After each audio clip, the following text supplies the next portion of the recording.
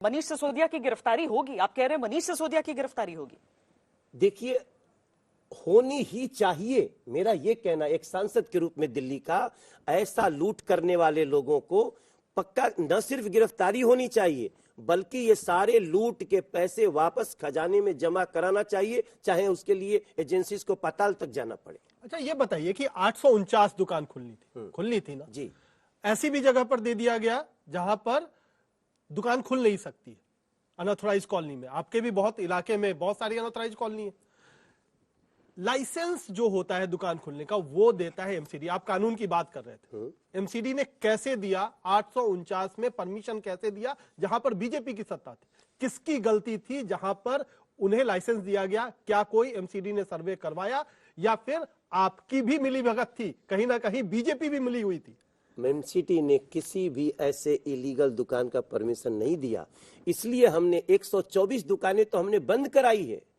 बंद कराई इसका मतलब इलीगल थी ना, खुली ना? नहीं, तो नहीं, खुलने का परमिशन किसने दिया? हमने नहीं दिया।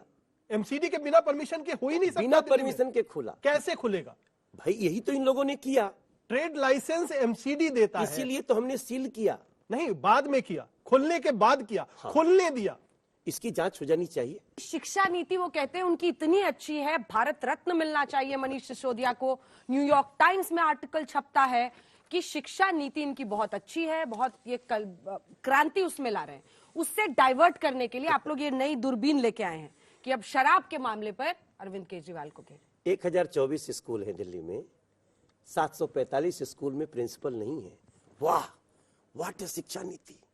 सिसोदिया के पता नहीं कितनी जगहों पर आप लोगों ने छापा डाला, क्या निकला है? वो तो घूम रहे हैं अब आराम से। वो पहले तो बोल भी रहे थे कि अरेस्ट करने वाले हैं ये, और अब अनुराग ठाकुर बोलते हैं कि किंगपिन तो अरविंद केजरीवाल है। तो आप लोग और छापेमारी अभी करवाने वाले हैं। वो कह रहे हैं ईडी से ये करवा रही है भाजपा। ये तो देखिए, तो हर युग में हर समय कहा जाता रहा है। बात है कि आज ईडी, सीबीआई, जीएसटी, इन लोगों के प्रयास के कारण जहां एक महीने में 25,000 करोड़ की जीएसटी आती थी श्वेता जी, अब वो 1,64,000 करोड़ एक ही महीने में आती है। और इस देश के अलग अलग सेक्टर को कैटेगरिकली जो नरेंद्र मोदी जी कर सकते हैं देते हैं। गैस हो, आप उनको अनाज हो, आप उनको घर हो, बेघर को सब कर रहे हैं। घर घर पानी हो। आप क्या कर रहे हैं?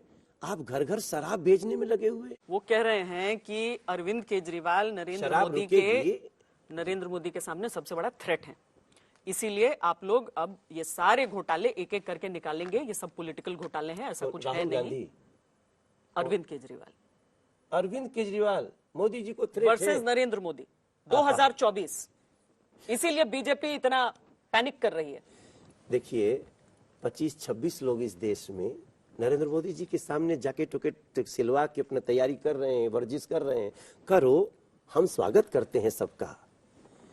बात यह है कि क्या शराब घोटाला करके दिल्ली के रेवेन्यू का पैसा शराब व्यापारियों को लुटा करके आप फेस बनना चाहते हैं? बनिए, हमें कोई दिक्कत नहीं है, लेकिन आप मुद्दे पे बात करिए। हम जब जब सवाल कर रहे हैं, कितना टाइम वेस्ट कर रहे हैं ये लोग मीडिया का। जब जो सवाल पूछा जाए उसका सवाल है कि आपने ब्लैक लिस्टेड कंपनियों को ठेका क्यों दिया?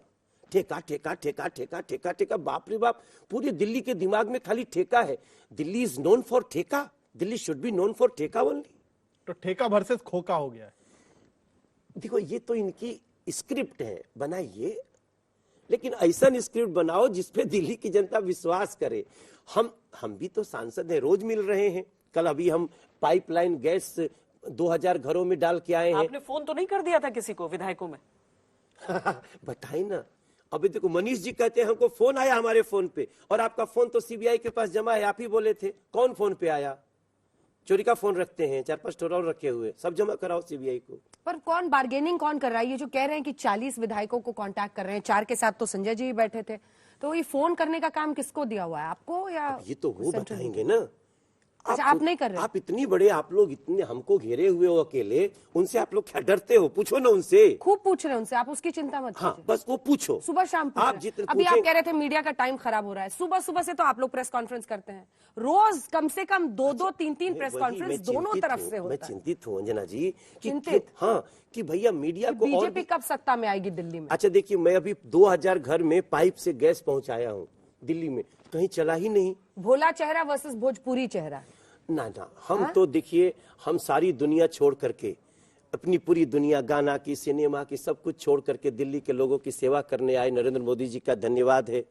लेकिन जिस तरह की लूट हमने देखी है ना, मैं बता रहा हूं, आगे आने वाले समय में अगर दिल्ली के लोग इन लोगों को सड़कों पे नहीं दौड़ाया तो आप देखिएगा, मैं भी यहीं रहूंगा, आप सब भी यहीं रहेंगे, और हम वो मंजर देख रहे तो हैं। अगर विदेशी अखबार इनके पक्ष में एक रिपोर्ट छापता है तो आप उसको मार्केटिंग कैसे कह देते हैं?